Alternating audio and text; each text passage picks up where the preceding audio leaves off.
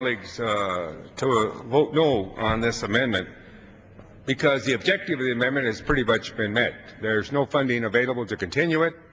The few dollars that remain will only be used to terminate the study in an orderly manner. That's the proper way of doing it, and I would ask my colleagues to vote no on the amendment, and I yield back my time. Gentleman yields back his time. The question is on the amendment offered by the gentleman from Missouri. As many as are in favor will signify by saying aye. Those opposed will say no. Opinion of the chair, the noes have it. Mr. Chairman, I request a recorded vote. Recorded vote is requested pursuant to Clause 6 of Rule 18. Further proceedings on the amendment offered by the gentleman from Missouri will be postponed. Does the gentleman from Missouri rise? Amendment at the desk is number 149.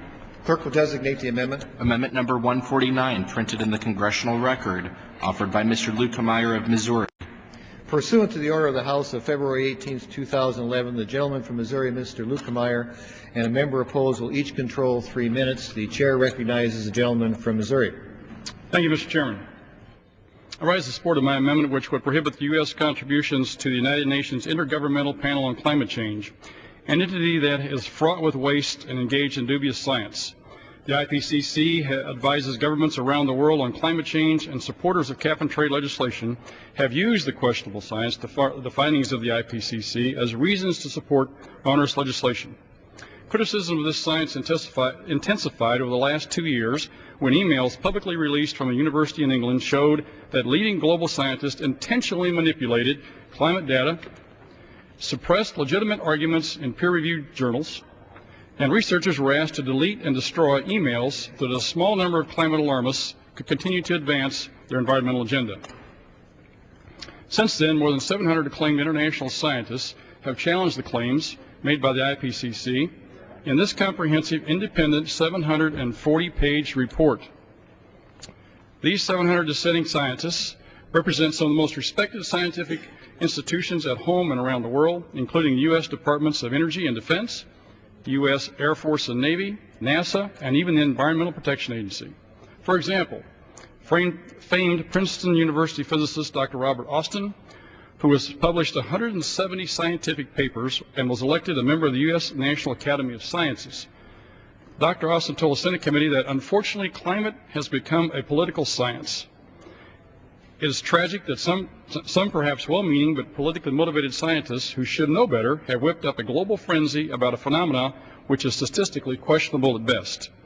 Mr. Chairman, if the families in my district have been able to tighten their belts, then surely the federal government can do the same and stop funding an art with waste and abuse. My amendment simply says that no funds in this bill could go toward the IPCC.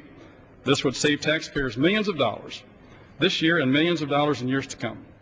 In fact, the President has requested an additional $13 million for the IPCC in his fiscal year 12 budget request. Our constituents should not have to continue to foot the bill for an organization to keep producing corrupt findings that were used as justification to impose a massive new tax on every American. They deserve better. With that, Mr. Chairman, I reserve the balance of my time. Gentleman reserves his time. For what purposes, gentleman from California rise? I rise to take the time in opposition to this amendment. Gentleman from California is recognized for 3 minutes. Mr. Chairman, my colleagues, this amendment would eliminate funding to the Intergovernmental Panel on Climate Change, or the IPCC. The U.S. contributes only $2.3 million to the IPCC, and our $2.3 million contribution leverages a global science assessment institution with global outreach and global technical input, a process we could not carry out alone, and one that could come to a halt without U.S. support. Their work on climate change is unparalleled. In its 4 assessment reports to date, they've brought together thousands of scientists around the world in disciplines ranging from atmospheric science to forest ecology to economics to provide objective and policy-neutral information. The panel has attracted hundreds of the best U.S. scientists. In fact, a majority of the research that's reviewed is undertaken in U.S. institutions. The IPCC's work has been lauded by the U.S. Academy of Sciences and by the Inter-Academy Council, a body comprised of the national academies of the world.